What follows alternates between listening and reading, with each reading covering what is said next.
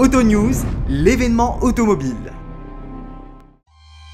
L'association des importateurs de véhicules automobiles au Maroc, l'EVAM, a tenu son assemblée générale le 21 juin. Ses membres ont traité plusieurs sujets relatifs aux préoccupations de la profession dans un environnement marqué par une forte évolution du marché. Monsieur Adil Bnani, président de l'EVAM, nous donne un aperçu sur les principaux axes de la nouvelle feuille de route de l'EVAM. Donc l'objectif de notre réunion d'aujourd'hui était de pouvoir informer la presse sur le nouveau bureau, de la constitution du nouveau bureau de l'EVAM, l'association des importateurs de véhicules automobiles au Maroc. C'était aussi l'occasion de présenter notre feuille de route. Cette feuille de route a pour objectif d'attaquer 4 piliers différents. Le premier étant la réglementation. Le deuxième, les produits et services que nous proposons à nos membres. Le troisième étant la responsabilité sociale et environnementale de notre association. Et le dernier étant le volet communication et relations publiques.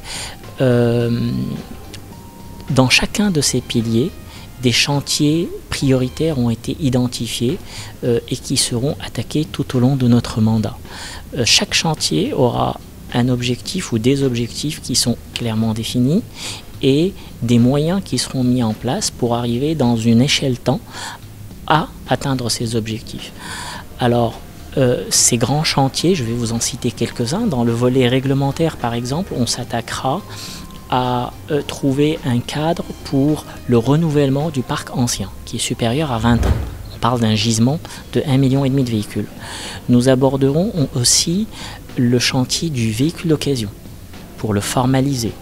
Nous aborderons aussi un gros chantier qui est la fiscalité de l'automobile. Quel type de chevaux fiscaux? Comment calculer un cheval fiscal? Quel type de fiscalité pour les véhicules propres? Quel type de fiscalité pour les carburants?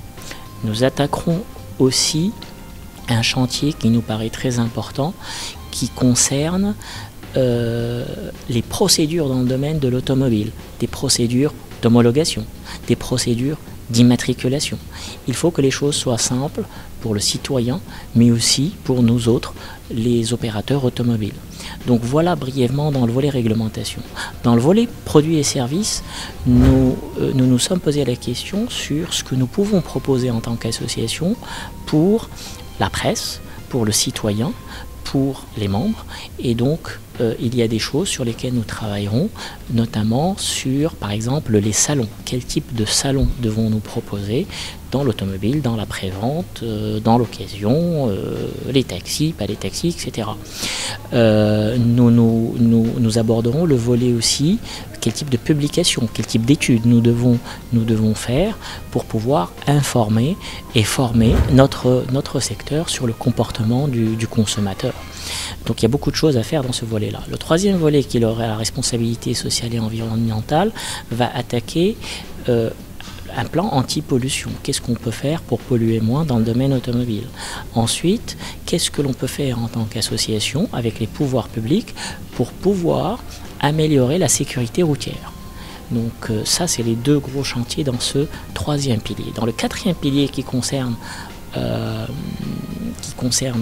communication et les relations publiques, l'objectif est de travailler sur un plan de communication pour l'EVAM, de manière à pouvoir informer les parties externes sur l'action de l'EVAM. Qu'est-ce qu'on fait? Comment est-ce qu'on le fait? Pour pouvoir, je dirais, nous positionner ou renforcer notre positionnement de toujours, qui est d'être l'opérateur principal, interlocuteur des pouvoirs publics quand il s'agit du domaine automobile dans le sens large du terme. L'automobile dans le sens large du terme, c'est la commercialisation des véhicules neufs, mais c'est aussi les véhicules d'occasion, c'est aussi l'entretien, c'est aussi la pièce de rechange, donc de gros chantiers.